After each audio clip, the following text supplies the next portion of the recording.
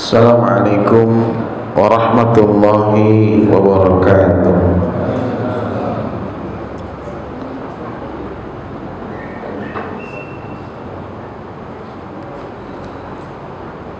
Alhamdulillah alladzi an'amana bi ni'matil iman wal islam. Alhamdulillah alladzi an'amana bi ni'matil hidayah wal inayah wassalamah wal afiyah. Asyhadu an la ilaha illallah wahdahu la syarikalah wa asyhadu anna Muhammadan abduhu wa rasuluh la nabiyya ba'dah. Allahumma salli wa sallim ala sayyidina Muhammadin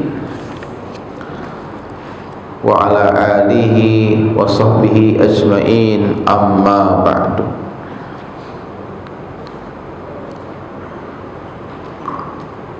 Rabbi shrah li sadri wa yassir li amri wahlul 'uqdatam min lisani yafqahu qawli.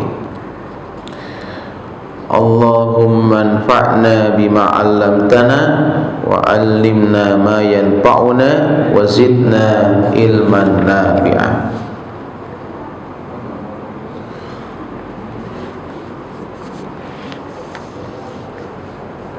Para jamaah Masjid Al-Hidayah yang dirahmati Allah, alhamdulillah kita bersyukur kepada Allah di malam hari ini Allah masih beri kita kesehatan. Allah ringankan langkah kita untuk hadir di rumahnya ini untuk sholat maghrib berjamaah, disambung dengan kajian kitab At-Tazkirah. Mudah-mudahan ibadah kita ini diterima oleh Allah Subhanahu wa ta'ala. Amin ya rabbal alamin.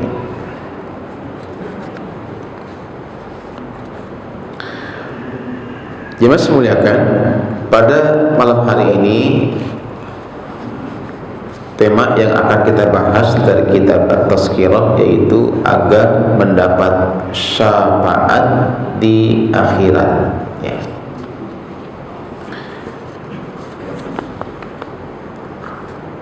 Di antara peristiwa yang akan kita alami nanti di akhirat adalah peristiwa di mana manusia mereka akan mencari, ya, orang yang paling berhak mendapatkan, orang yang paling hak yang bisa memberikan syafaat kepada mereka. Di dalam hadis yang sahih, hadis ini dari kitab Sahih Bukhari, hadis yang keempat 4912, ya. Abu Hurairah menyampaikan bahwasanya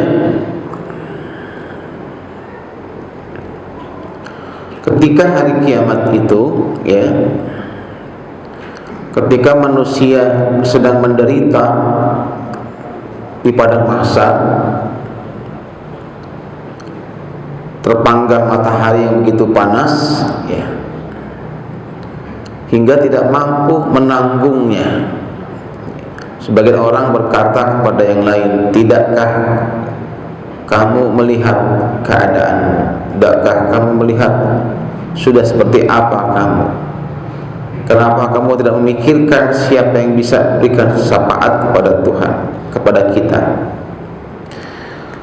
Maka sebagian yang lain menyarankan, "Datanglah kepada Adam." Maka mereka bersama-sama mendatangi Nabi Adam dan berkata, "Hai Adam, engkau adalah moyang kami, moyang seluruh umat manusia. Allah telah menciptakan engkau dengan tangannya, telah meniupkan ke dalam dirimu sebagian dari ruh ciptaannya, dan telah menyuruh malaikat sujud kepadamu. Berilah kami syafaat kepada Tuhanmu. Tidakkah engkau melihat penderitaan kami di sini?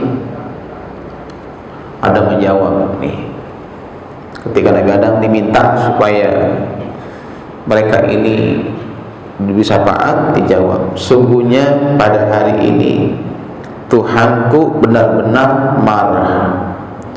Dia tidak pernah marah sehebat ini sebelumnya, dan tidak akan marah sehebat ini sesudahnya. Dia dulu pernah melarang aku makan buah di surga, tapi aku mendurhakainya. Jadi aku justru sedang memikirkan diriku. Aku tidak bisa berikan syafaat kepada kalian. Pergilah kalian kepada Nuh. Maka manusia ini cari-cari Nabi Nuh. Ya, dijelaskan di sini bahwa jarak waktu ya yang ditempuh oleh manusia ya, untuk mencari ya, Nabi ya Nuh, dari Nabi Adam ke Nabi Nuh ya, itu 1000 tahun ya. Lama ya Pak ya. Jadi mereka nyari-nyari di mana Nabi Nuh ada. Itu 1000 tahun. Maka mencari-cari ya. Setelah ketemu, mereka berkata, "Hai Nuh, engkau adalah Rasul pertama yang diutus ke bumi.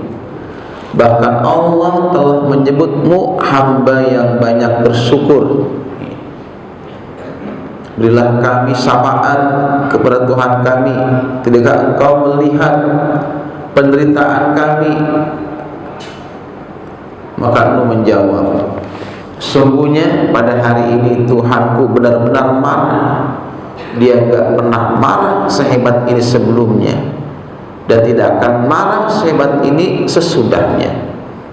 Aku dulu pernah berdoa untuk kebinasaan kaumku." Karena Nabi Nuh itu kan berdakwah hampir 1000 tahun ya, karena yang beriman itu hanya sedikit ya, yang hanya masuk ya, ke kapal Nabi Nuh, ke kapal ahli sejarah kurang lebih hanya 50 orang saja, berdakwah 9 abad lebih ya.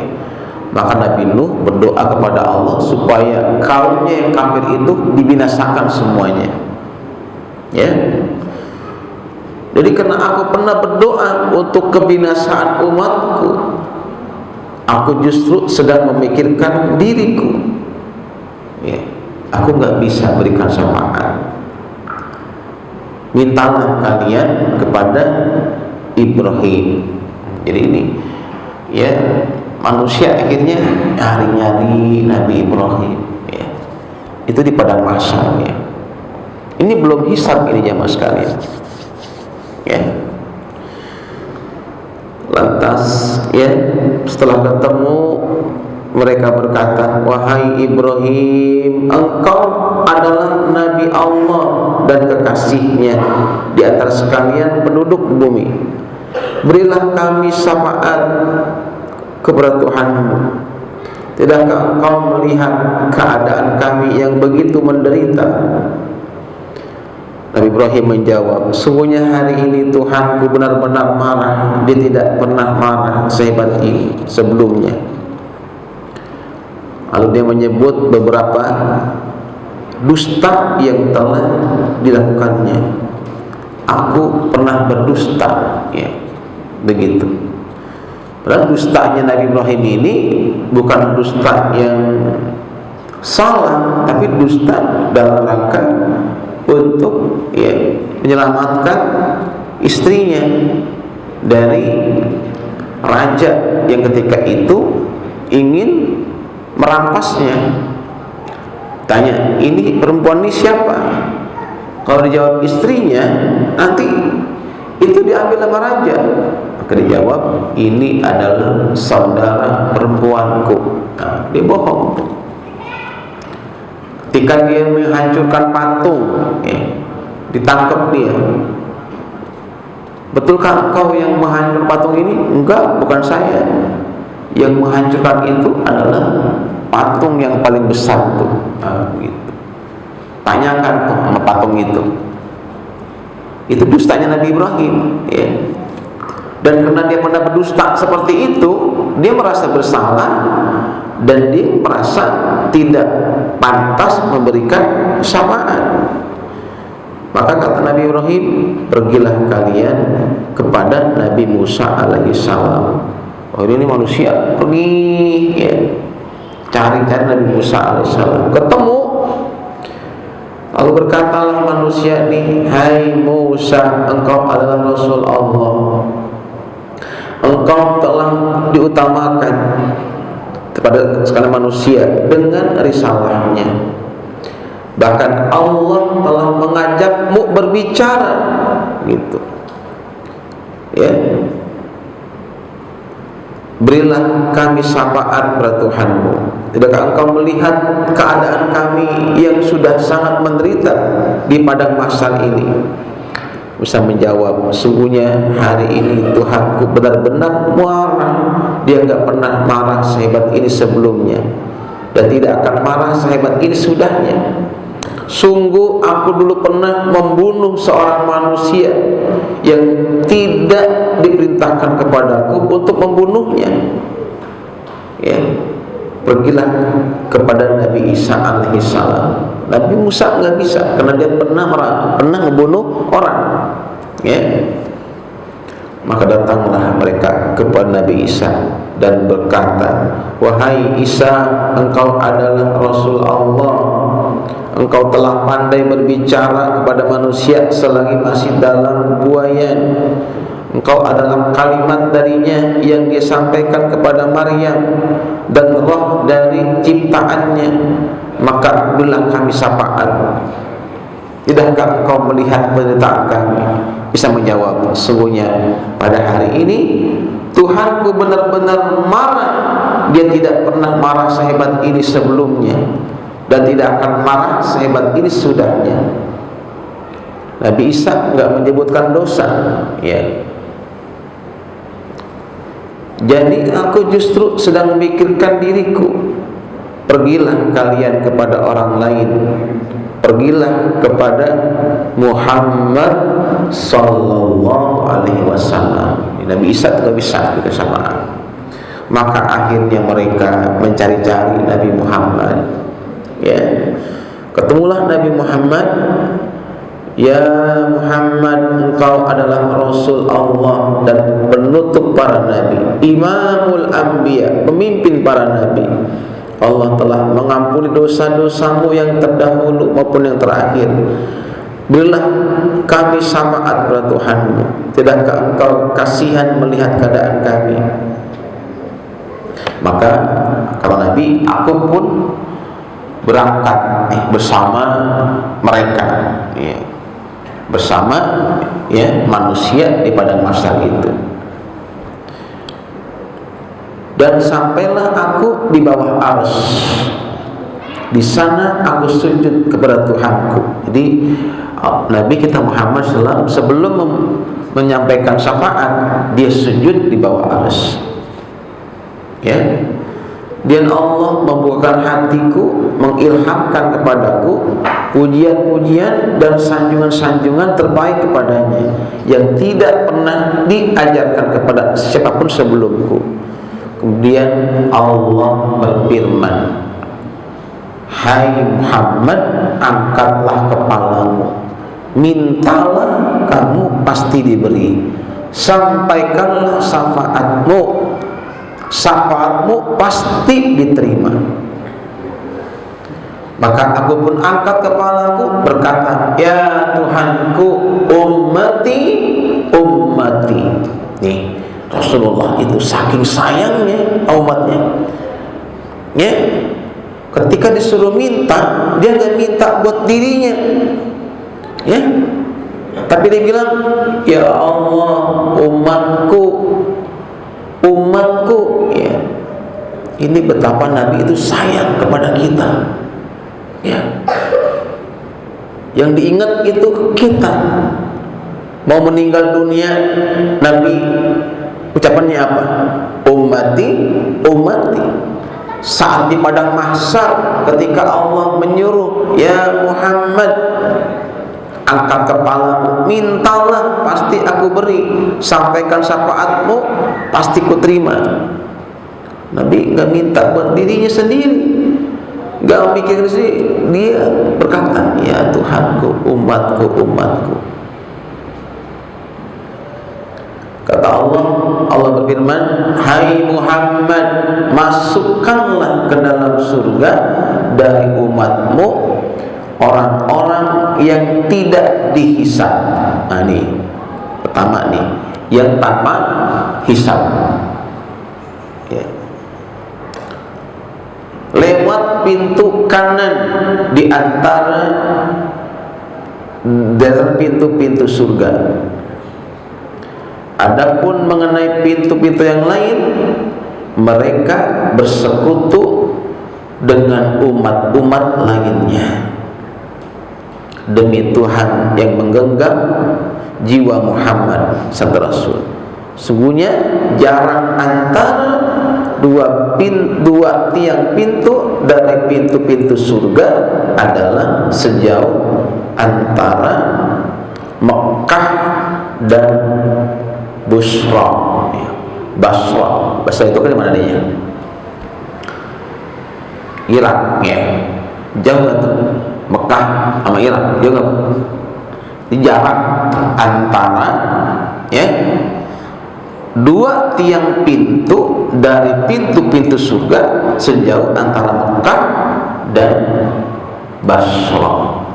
Luar biasa, Pak, ya, betapa luasnya itu pintu surga, ya. Nah, aku bersabda, tiap-tiap nabi mempunyai doa yang dikabulkan. Semua nabi, ya. Nabi Isa punya doa yang mustajab, di mana dia minta supaya Allah turunkan hidangan dari langit. Turunlah hidangan. Maka ada Al-Maidah, itu kan hidangan, ya. Nabi Sulaiman berdoa supaya diberikan kerajaan yang luas, ya. Allah berikan kerajaan. Sungguhnya aku menyimpan doaku. Tuh, Nabi itu simpan doanya.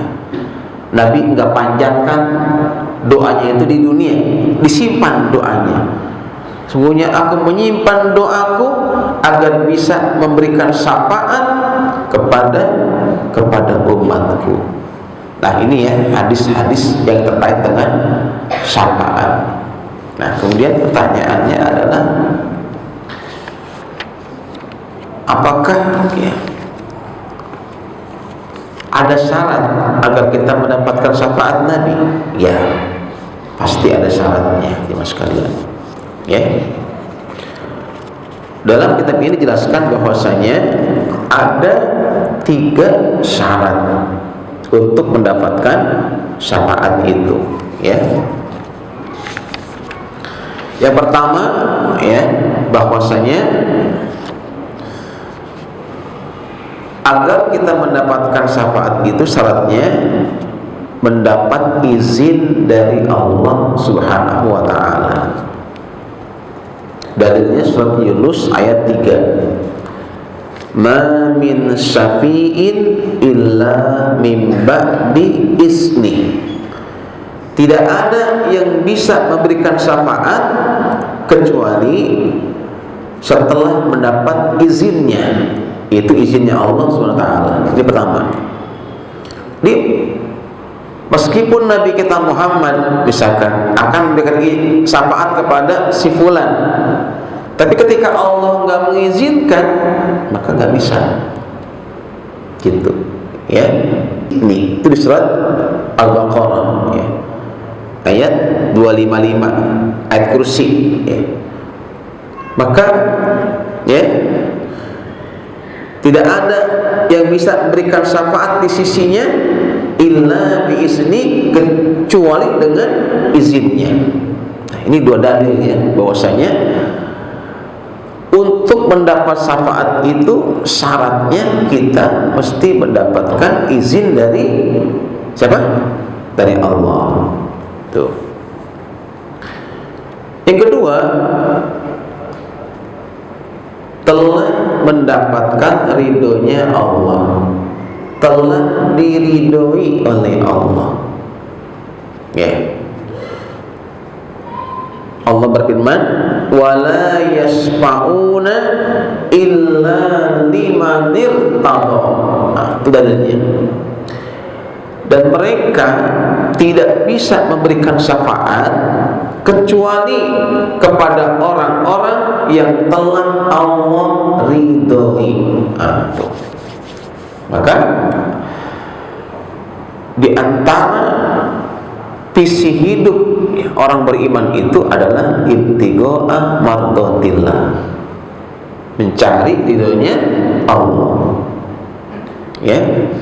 Dan kita masuk surga itu bukan karena amal kita, bukan, tapi karena ridhonya Allah, karena rahmatnya Allah. Kita lihat di Quran, misalkan surat Al-Bayyinah, ya. Innal ladzina amanu wa amilus solihati ulaika hum khairul bariyah. Sungguhnya orang-orang yang beriman dan beramal saleh, mereka sebaik-baik makhluk. Jazaohum inda rabbihim jannatu adnin tajri min tahtihal anhar khalidina fiha abada.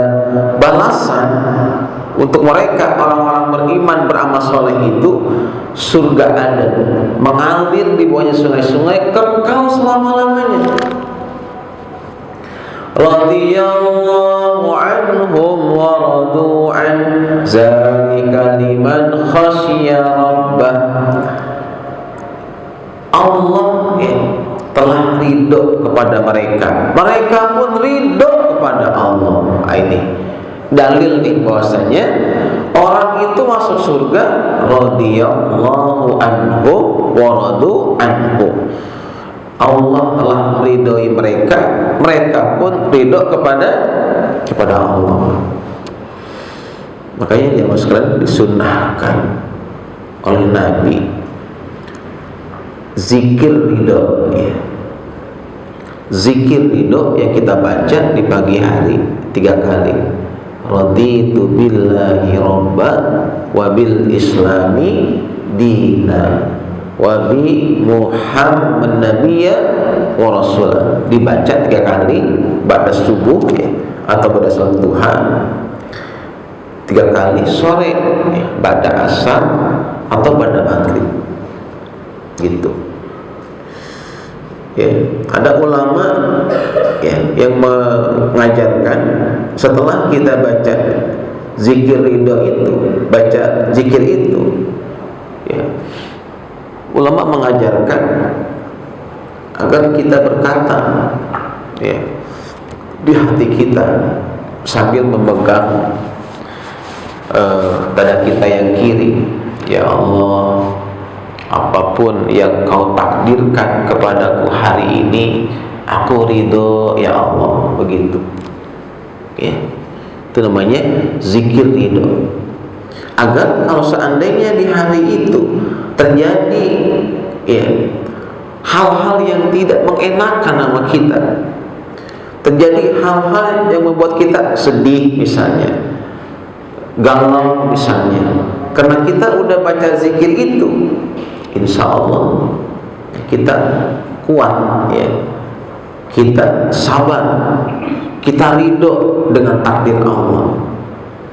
Banyak hari ini orang yang, ya, ketika mendapatkan ujian, ya, mendapatkan takdir, ya, yang membuat dia nggak nyaman, ya, membuat dia itu, ya, sedih, itu sampai mengalami depresi, mengalami, ya, kekalutan jiwa, kegoncangan jiwa, ya, stres dan sebagainya. Kenapa? Karena mungkin dia tidak ridho, ya.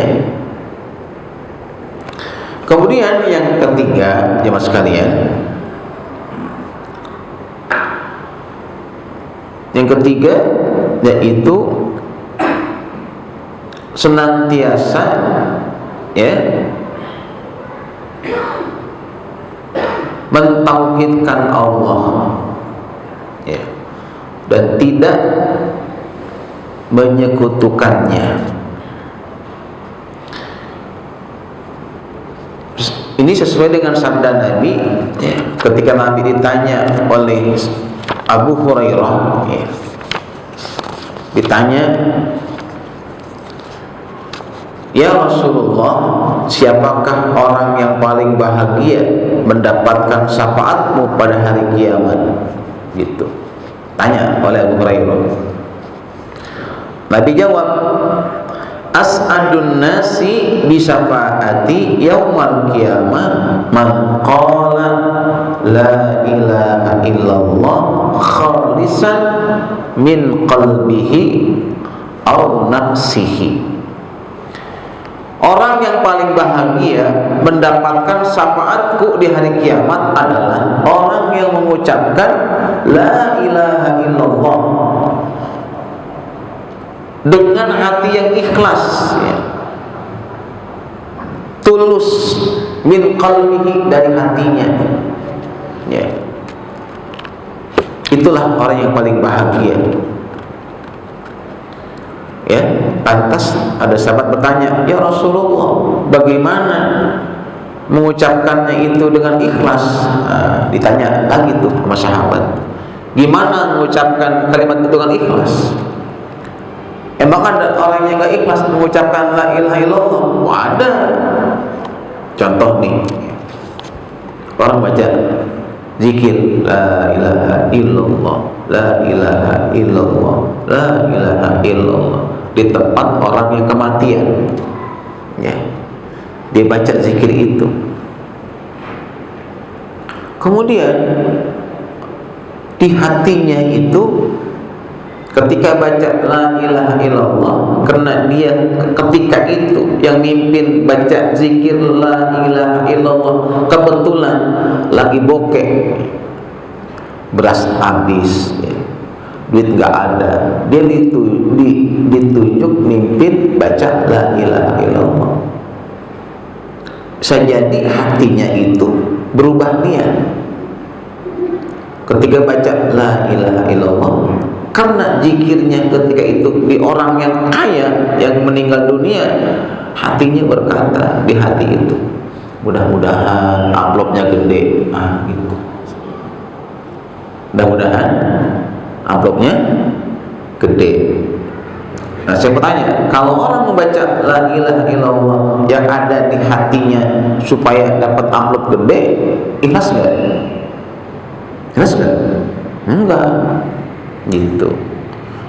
Makanya Nabi katakan di sini, orang yang paling bahagia mendapat syafaatku di hari kiamat adalah orang yang mengucapkan la ilaha illallah dengan ikhlas dari dalam hatinya. Karena nanti di akhir zaman ada orang yang berzikir mengucapkan itu dia nggak ikhlas, ada motivasi duniawi di situ, ngarep-ngarep imbalan di situ. Maka ditanyalah oleh sahabat, "Ya Rasulullah, ya, bagaimana mengucapkannya secara ikhlas? Apa indikatornya? Apa tandanya?" Jika dia mengucapkan itu bisa mencegahnya dari hal-hal yang diharamkan Allah. Tuh. Artinya ketika dia baca la ilaha illallah, itu membuat dia semakin dekat dengan Allah, membuat dia semakin akrab dengan Allah, merasa diawasi oleh Allah, merasa terus dilihat, diperhatikan sama Allah. Dia sudah tumbuh ma'iyatullahnya, merasa dibersamai sama Allah, sehingga membuat dia takut melanggar yang Allah haramkan.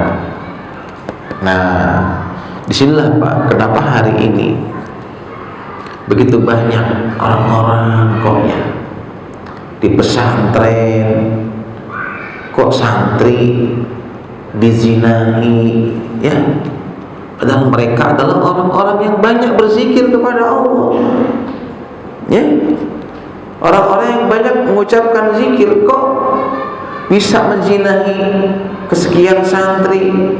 Betapa banyak kayak gitu sekarang kasusnya. Orang tua jadi ngeri masukin anak ke pesantren gara-gara masalah itu, ya. Ini terakhir di Jakarta Timur, ya kan? Mereka kan di Jawa Timur, Jawa Tengah, sekarang di Jakarta Timur. Sebelumnya kan di Tangerang, ya. Itu mah parah, yang diperkosa, yang di ini anak laki-laki, ya kan? Nyata ustadznya itu homosek, karena yang dinodai itu santri laki-laki. Nauzubillah min dzalik, gitu. Jadi tanda bahwa orang itu ikhlas ngucapin la ilaha illallah ketika ucapan la ilaha illallah itu bisa mencegah dia dari hal-hal yang diharamkan Allah. Tuh, ya. Ini Pak, makanya Nabi kita bersabda, jadidu imanakum bila ilaha illallah. Perbaharui iman kalian dengan mengucapkan la ilaha illallah.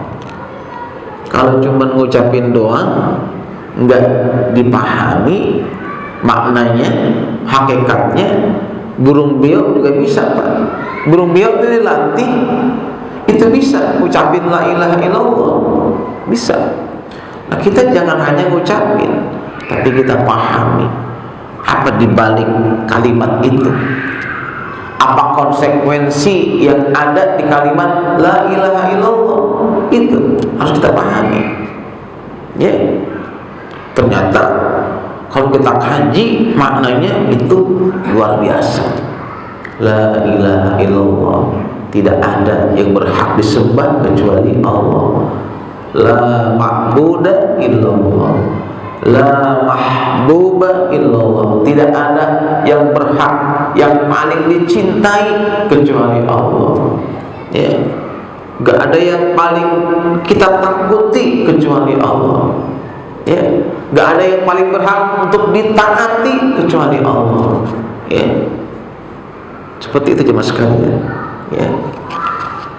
Nah, udah Isya belum? Hah? Belum? Belum? Isya belum itu? Oh, ada lagi. Oke. Baik. Sambil nunggu waktu Isya, ya, kita buka forum tanya jawab. Mungkin ada jemaah yang ingin bertanya, dipersilahkan. Ini baru, ya, sampai syarat syafaat, belum kepada bagaimana caranya agar kita mendapatkan syafaat, itu belum. Nanti insya Allah disambung lagi, ya. Tafadhol yang mau bertanya, silakan. Ustaz, Ya. tadi dibilang Nuh kan Rasul pertama, Ustaz, ya? Tadi kan manusia mencari Nuh karena dia dibilang Rasul pertama, ya? Ya. Nah, bedanya Rasul sama Nabi ya, Ustaz? Karena kayak Yahya itu Nabi tapi kan bukan Rasul, ya? Nabi Harun juga bukan Rasul, kan? Ya, makasih Pak. Ini kalau kita baca perbedaan Nabi dan Rasul, ya. Nabi Adam kenapa bukan Rasul, ya? Karena dia tidak punya umat, ya. yang didakwahi, melainkan hanya anak-anaknya. Ya, ini Rasul pertama itu Nabi Nuh, bukan Nabi Adam. Ya, Adam cuma Nabi, bukan Rasul. Karena dia tidak mendapatkan beban dari Allah untuk mendakwai kaumnya, ya kan? Karena belum ada kaum ketika itu, hanya keluarganya, gitu. Sedangkan Nabi Nuh dia mendakwahi keluarganya plus mendakwahi kaumnya, maka dia Nabi juga Rasul juga. Ya. Di Nabi Nuh itu dia Nabi, dia Rasul. Kalau Adam hanya Nabi, bukan Rasul, gitu. Karena Rasul itu utusan Allah, dia punya risalah, dia punya misi, punya tugas untuk menyampaikan ya wahyu, menyampaikan firman-firman Allah, ya, mengajak manusia supaya menyembah Allah saja. Itu Rasul misinya. Ya. Jadi Nabi Adam itu dia enggak Rasul, hanya Nabi saja, ya. Begitu Pak, ya. Nabi Harun, Nabi aja, Rasul. Nabi Harun itu dia kan bareng Nabi Musa, ya. Jadi Nabi Musa dia Nabi juga, Rasul juga. Harun juga sama, dia Nabi juga, Rasul juga. Kenapa? Karena dia diutus, ya, berbarengan dengan Nabi Musa, dan dia bahkan Nabi Harun itu mendapatkan tugas dari Nabi Musa untuk menjaga Bani Israel ketika Nabi Musa itu dipanggil sama Allah ke Bukit Tursina, ya kan? Betul. Tapi bukannya dibilang Rasul, tahu saya Nabi Harun, Nabi Yahya itu Nabi aja, bukan Rasul. Ya, ini memang debat tebal ya, ya. Artinya dia perdebatkan.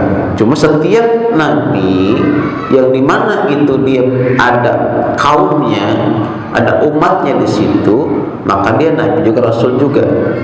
Ya. Tapi kalau dia hanya untuk keluarganya saja, ya, dia nggak ada beban untuk risalah menyampaikan dakwah, dia hanya nabi, gitu. Ya. Seperti itu. Nabi Ismail dibilang Rasul juga. Ya. Nabi Ismail itu di surat Maryam kalau nggak salah. Ya. Nabi Ismail. Iya, Nabi Ismail. Nabi Ismail kan Rasul juga. Tapi kan dia cuma keluarganya aja kan. Iya. Nabi Ismail itu, ya kan, itu merupakan anak daripada Nabi Ibrahim alaihis salam, ya. Jadi ketika Nabi itu, ya, diutus, ya, berbarengan, ya, dari masanya, ya. Kan banyak tuh nabi-nabi itu yang berbarengan masanya, ya Pak, ya. Contohnya Nabi Ibrahim itu berbarengan dengan Nabi Lut, ya, betul, ya enggak, masanya, ya. Nabi Ibrahim dengan Nabi Ismail itu jaraknya jauh, ya. Dan itu merupakan karunia Allah yang luar biasa yang Allah berikan kepada Nabi Ibrahim. Setelah dia doa panjang, baru Allah karunia anak, ya, Ismail. Itu pun setelah dia menikah dengan Sarah, gitu. Jadi para ulama itu memasukkan, ya, ada yang memasukkan Nabi Ibrahim Nabi juga, Rasul juga. Tapi memasukkan Ismail hanya Nabi saja, bukan Rasul, gitu. Ada, iya, ada yang, tapi maksudnya ada ulama yang bilang juga, yang membilang dia hanya Nabi saja, bukan Rasul. Tapi mayoritas ulama, itu Pak ya, mayoritas ya, kebanyakan ulama Ismail itu Nabi juga, Rasul juga. Kenapa? Karena dia membantu misi ayahnya, gitu. Misi ayahnya untuk menyebarkan agama, ya, di Mekah, gitu. Di Mekah. Jadi setelah Nabi Ismail itu besar, dia menikah dia juga berdakwah, membantu misi ayahnya untuk. Kemudian masalah syafaat ini ulama membagi 5 ya. Ada 5 ya syafaat ya. Pertama ya adalah syafaat umum ya, yang sifatnya umum. Ini berlaku ya, baik umat Nabi Muhammad yang memiliki banyak dosa ya, maupun bagi umatnya yang lain ya. Kedua, syafaat untuk memasukkan suatu kaum ke dalam surga tanpa hisab. Ini kedua. Jadi ada syafaat Nabi itu membantu memasukkan kaumnya ke surga tanpa hisab, nggak pakai proses pemeriksaan amal, tapi atas bantuan Nabi gitu. Bantuan Nabi. Siapa di antaranya mereka? Ahlul Quran. Siapa lagi? Ya, para pecinta rumah Allah, pecinta masjid. Ya. Siapa lagi? Orang yang sholatnya di awal waktu berjamaah di masjid. Itu di antara orang-orang yang akan ditolong sama Nabi untuk masuk surga tanpa hisab. Ahlul Quran, pecinta masjid, orang yang sholat di awal waktu. Ya. Siapa lagi? Para pecinta anak yatim, orang yang waktu hidupnya itu banyak menolong orang miskin, anak-anak yatim. Itu termasuk orang-orang yang akan ya ditolong sama Nabi untuk masuk surga tanpa hisab ya. Yang kedua, yang ketiga, syafaat kepada beberapa orang yang dari umat beliau yang semestinya masuk neraka karena dosa-dosa mereka. Kemudian Nabi memberikan syafaat kepada mereka, akhirnya dipindahkan ya ke dalam surga. Artinya dengan pertolongan Nabi, dengan syafaat Nabi, orang ini yang mestinya dimasukkan ke neraka ya, Nabi bantu, Nabi tolongin, akhirnya enggak jadi masuk neraka, malah masuk surga. Jadi nanti Nabi kita itu orang yang paling sibuk di akhirat, jemaah sekalian. Nabi orang yang paling sibuk. Kenapa? Karena beliau kepingin semua umatnya masuk surga gitu ya. Luar biasa Nabi kita itu ya, perhatiannya sama kita tuh, sayangnya sama kita tuh ya. Bahkan ketika udah selesai ini, udah selesai manusia, selesai hisab, selesai mizan, selesai sirat, udah selesai pengadilan, selesai, fariqun fil jannah, fariqun fis sa'ir, separuh di surga, separuh di neraka. Selesai itu. Nabi kita masih sibuk ya. Nabi kita masih minta syafaat. Nabi kita udah di surga nih, dari surga, dia masih nggak tenang. Maka keempat, Nabi ketika udah sampai surga masih minta sama Allah, kepada Allah, agar orang-orang berdosa yang masuk neraka, mereka dikeluarkan dari neraka atas syafaat Nabi kita itu. Subhanallah. Jadi Nabi udah di surga, dia merasa itu masih belum tenang, karena Nabi masih melihat banyak umatnya itu di neraka.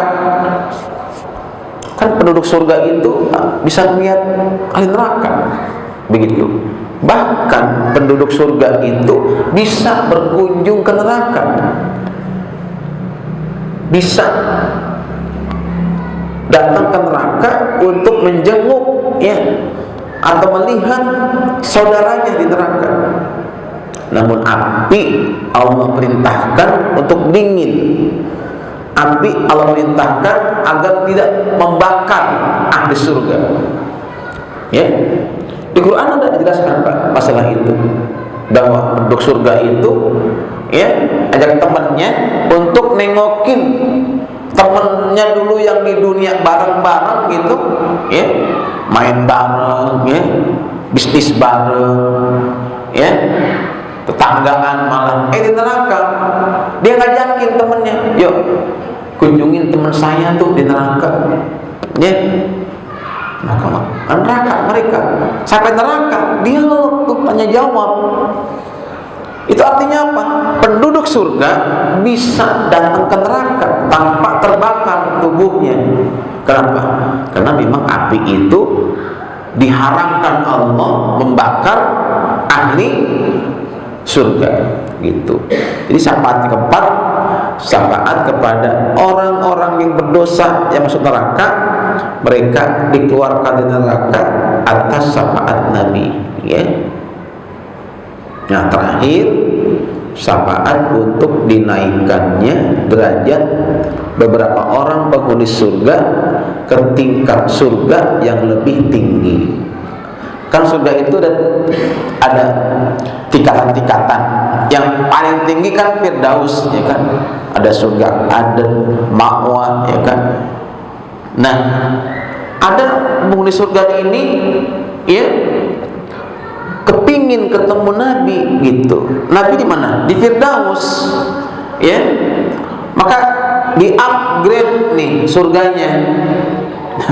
Upgrade-nya dinaikin tuh, dinaikin yang tadinya di bawah maka dinaikin sampai ke level yang lebih tinggi. Itu pun atas syafaat Nabi kita Muhammad sallallahu alaihi wasallam, ya. Nah, ini ya 5 ya macam syafaat yang dijelaskan oleh ulama Al-Qadiyat, ya, dalam kitab At-Tazkirah, ya. Jemaah semuanya, baik, sampai di sini. Nanti insya Allah kita akan lanjutkan lagi materi setelah ini, yaitu tentang, ya, amalan-amalan yang harus kita persiapkan agar kita mendapatkan syafaat Nabi di akhirat. Ini ada amalan-amalannya, ya, yang harus kita persiapkan dari sekarang, ya. Nanti insya Allah akan saya sampaikan di pertemuan bulan Februari insya Allah. Betul, masih ada waktu 4 menit, ya. Betul. Silakan, ada yang mau nanya lagi? Betul. Kita bisa ngasih syafaat juga nggak?